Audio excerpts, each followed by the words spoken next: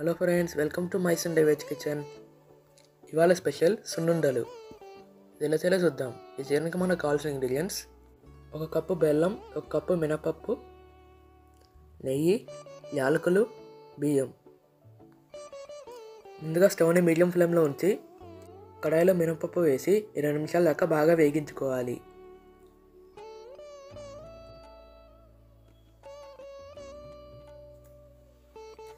వేగించుకున్న మినపప్పుని వేరే బౌల్లోకి మార్చుకొని చల్లార్చుకోవాలి. తర్వాత బెల్లాన్ని సన్నగా తరిగి పక్కన ఉంచుకోవాలి. ఇప్పుడు చల్లారిన మినపప్పుని మిక్సీ జార్లోకి తీసుకొని మెత్తగా గ్రైండ్ చేసుకోవాలి.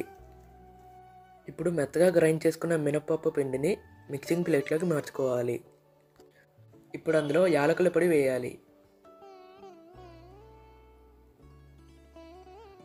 ఇప్పుడు అందులో సన్నగా తరిగిన బెల్లం కూడా వేసి బాగా కలపాలి.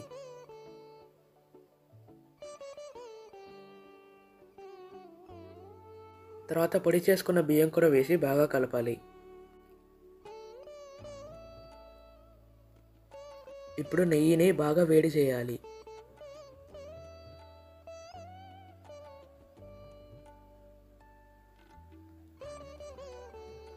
ఇప్పుడు ఈ వేడిగా ఉన్న నెయ్యిని పిండిలోకి వేసి బాగా కలపాలి.